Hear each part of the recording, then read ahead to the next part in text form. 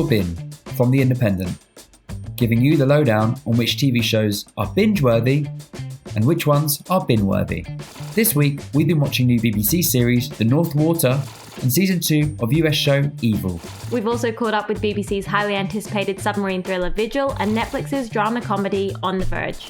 And we'll introduce you to our picked of hidden gems we think you should be watching. Hey Jacob. Hi Annabel, how you doing? Yeah, not too bad, thanks. How are you? Yeah, very good, thank you.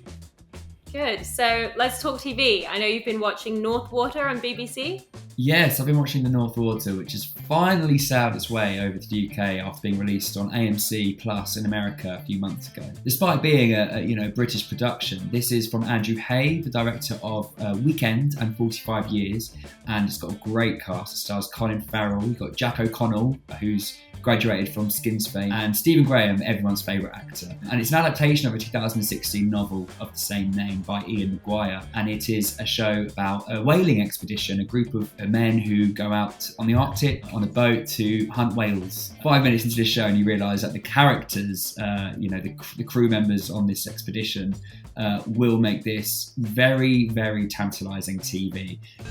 I'm closer to the darkness, to the primitive. It's really rare to see Colin Farrell play a character so scary, but his character, Drax, is positioned as being just a really unpredictable, volatile presence. Jack O'Connell is a doctor who's much less scary, but has also a bit of a storied past, which they delve into as the episodes go on. And Stephen Graham is the captain, who's got these kind of personalities to deal with. This is all about the horrors of humanity, and I think that no scripted production has ever been shot as far north as this show. So when you see the characters looking freezing, you can bet that they actually are. So is it more of a binge or a bin? The North Water, if anything, it's actually one of my favourite shows of the year so far. So it really is it is a binge. We give them up, then we are no more than beasts. So Annabel, you've been watching BBC's next big hit, Vigil. Yeah, so there was a lot of anticipation surrounding Vigil. I'm pleased to report that for the most part, Vigil kind of lives up to those expectations. The series follows DCI Amy Silver, who is brought on board HMS Vigil, a Navy submarine, to investigate the death of a sailor, Craig Burke. And of course, this being a crime drama, not everything is as it seems, and it soon comes out that a heroin overdose, which is what it was suspected, is definitely not the end of the story. So you've kind of got a mix of dodgy politicians, conspiracies, activists. One of the credits of the show is that they don't confine all of the action to the submarine, and that there's a lot going on beyond that onshore as well. It's a series that really keeps you on your toes. There's kind of left turn after left turn, and I think if you're someone that likes Line of Duty and that kind of genre, this is something that will definitely interest you, which isn't surprising given that the makers of Vigil are the same that were behind BBC's Line of Duty and also the critically acclaimed 2018 miniseries Bodyguard. Vigil does really well to kind of meet the same caliber of action and thriller, and it's fast-paced, and I think the fact that it is only 6 episodes really benefits it.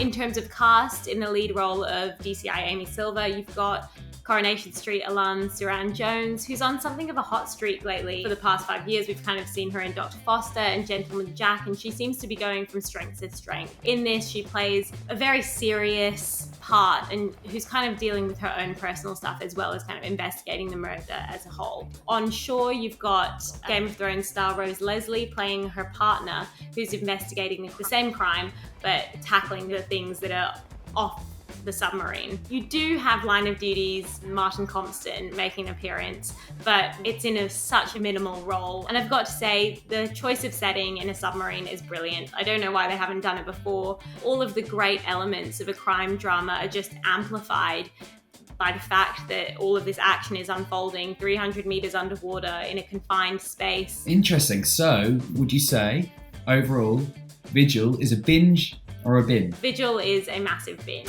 We are on episode 3 now, and episode 4 is airing this Sunday, so there are 3 episodes that you could binge on. I've been watching the second season of Evil, which is a CBS show that's now moved to Paramount Plus streaming service in the US. Which is slowly finding an audience in the UK, and I'm really glad it is, because I think it could be the next big thing. It's a procedural, kind of Buffy the Vampire Slayer, new demons each week, but it follows a forensic psychologist who's very much a skeptic, doesn't really believe in ghosts or aliens or demons and things like that, played by Katja Herbers, who you will know as the daughter of Ed Harris's character in Westworld, who teams up with a Catholic teacher played by Luke Cage star Mike Coulter, and you've also got a technology contractor in there played by the comedian Asif Mandvi, and they team up to investigate supernatural cases, a bit like Buffy. There's a demon here, there's a ghost there, will you come out? And what's really fun is they've got conflicting ideals about those things, so it's fun seeing them bounce around each other and kind of learn new things about themselves each week.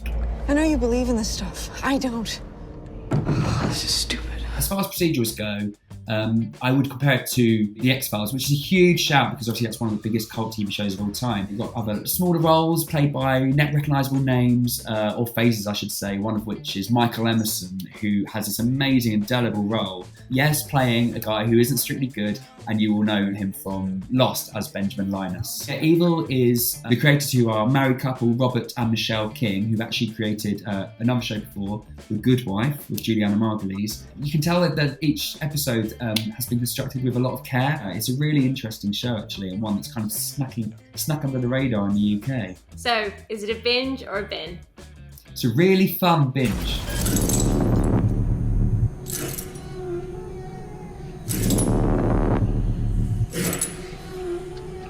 So On The Verge recently arrived on Netflix earlier this week. The series follows a group of friends in LA who are these 4 women in their late 40s, early 50s, going through some stuff. Tonally, the series would kind of be categorized as a dramedy, but really it's neither here nor there. It doesn't really work on a drama level or a comedy level. The storylines kind of just feel a bit tedious and really disjointed. There's not really a narrative through line, and the characters feel so underwritten that kind of their only defining qualities are that they are A, women, B, middle-aged. The series was created, written, and some of the episodes were directed by Julie Delpy, the French-American actress, who people will probably recognize from the 1995 film Before Sunrise, which she led with Ethan Hawke. And that is just impossibly romantic and really beautiful, and spawned 2 sequels, the second of which Julie Delpy actually co-wrote, and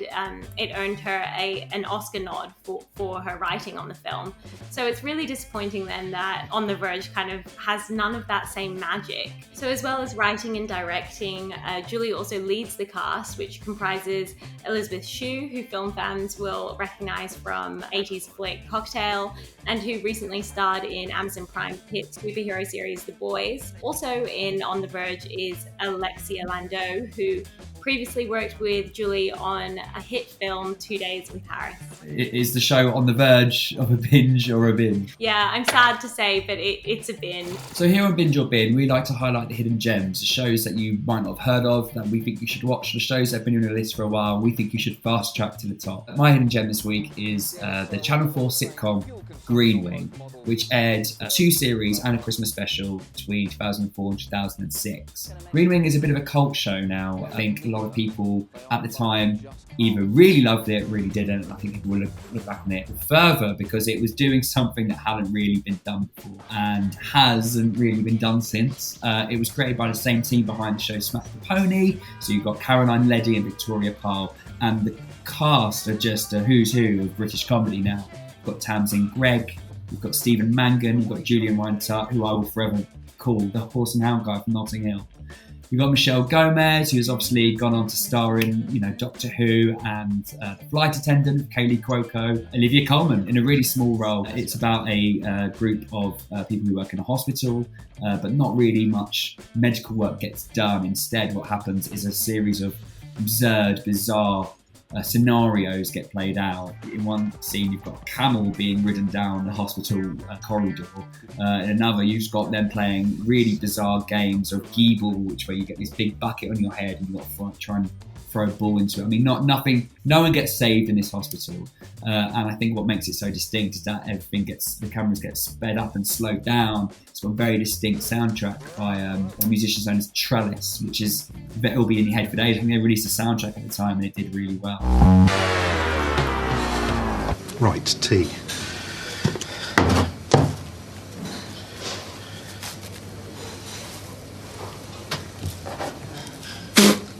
It's one of the funniest TV shows I've ever seen. Almost like a soap, but with the most outrageous, crazy plots you will ever see play out in a soap.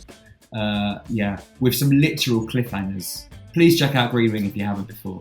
So my hidden gem this week is Love, which has 3 seasons available to stream right now on Netflix. The series has a pretty familiar premise, this dweeby guy meets hot girl kind of thing, but after watching just one episode, you kind of realize there's so much more to it than that. So the dweeby guy in question is Gus, who is an on-set tutor for a child actor, and he's played by Paul Rust, who is also a co-creator, co-writer, and executive producer on the series. And then the hot girl in question is Mickey, this kind of sardonic, too cool for school radio producer in LA, played by Gillian Jacobs, who fans will recognize from Community. And her character also kind of struggles with addiction issues, and that kind of gives the show a little bit more to chew on than your average rom-com series. I think I start to understand her, that she does something that just like... Watch this! Jesus Christ! I don't know. I love it. So over the course of 3 seasons, we follow their on-again, off-again relationship. And while that sounds like it might be boring and overdone, it's really not. In reality, the way they do it, it's kind of riotously funny and really genuinely touching at points. It is based on a true story, and that's the true story of Paul Rust and his wife, who is actually also a co-creator and co-writer on the series. Leslie Arfin, Judd Apatow, comedy genius, is thrown into the mix, and the series was just bound to be hilarious. And a special shout out to Gillian Jacobs, who I love and kind of does some of her best work in this series. I think Love kind of flew under the radar, especially in the UK. I don't think that it got much attention, but honestly, it's one of my favorite shows on Netflix. So if you haven't checked it out, there's 3 seasons right now, and yeah, go watch Love. You'll love Love. Thanks so much for watching Binge or Bin. That's more than enough to keep you going until we see you again next time. Like and comment below, and subscribe for more from independent TV.